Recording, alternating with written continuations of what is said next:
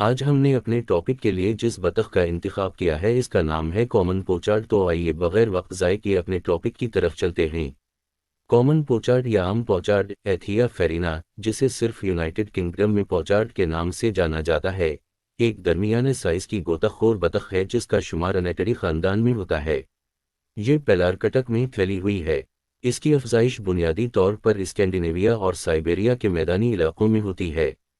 Swedish taxonomist Karl Linnaeus نے سب سے پہلے اپنے تاریخی مقالے سسٹم نیچرے کے 10ویں ایڈیشن میں عام پوچارڈ کو ایک سائنسی نام تفویض کیا۔ یہ پہلا ایڈیشن تھا جس میں یہ نام شامل تھا۔ اس نے بطخ کو انس فرینا کہا۔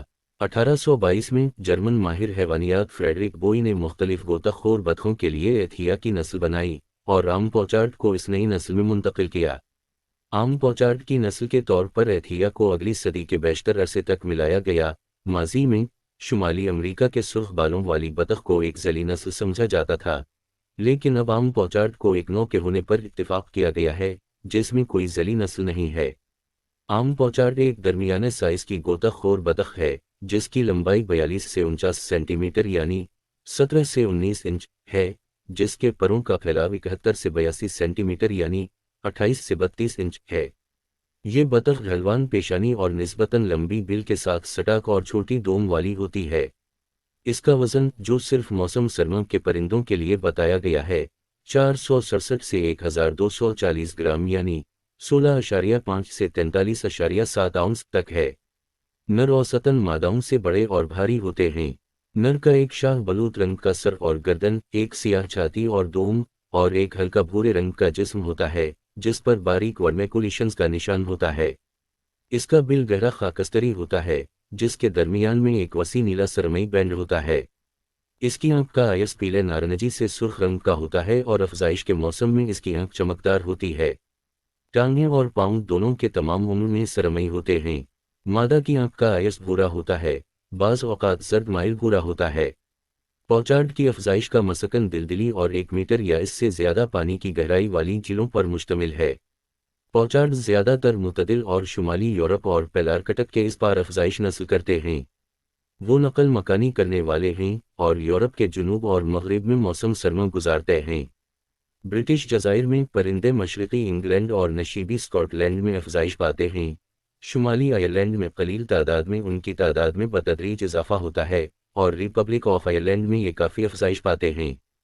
غیر معمولی ہونے کے باوجود ان کو کبھی کبھار انگلینڈ کے جنوب میں بھی دیکھا جاتا ہے اور کبھی کبھی دریائے ٹیمز پر چھوٹی آبادیوں میں ان کا مشاہدہ کیا گیا ہے۔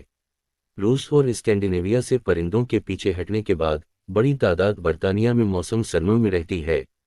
یہ پرندے سردیوں میں بڑے ریور بناتے ہیں، اکثر غوطہ خور بطخ کی دوسری انواع کے ساتھ گھل مل جاتے ہیں۔ براہ راست اڑتی ہوئی پرواز میں وہ 22 سے 24 میٹر فی سیکنڈ 49 سے 54 مائل فی گھنٹہ کی رفتار تک پہنچ سکتے ہیں۔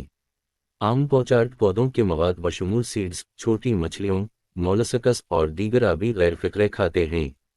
وہ بنیادی طور پر پانی کی سطح کے نیچے سے اشیاء کو بازیاب کرنے کے لیے غوطہ خوری کے ذریعے کھانا کھاتے ہیں، تاہم وہ پانی کی سطح پر موجود خوراک کو بھی اکٹھا کر کے چھپاتے ہیں۔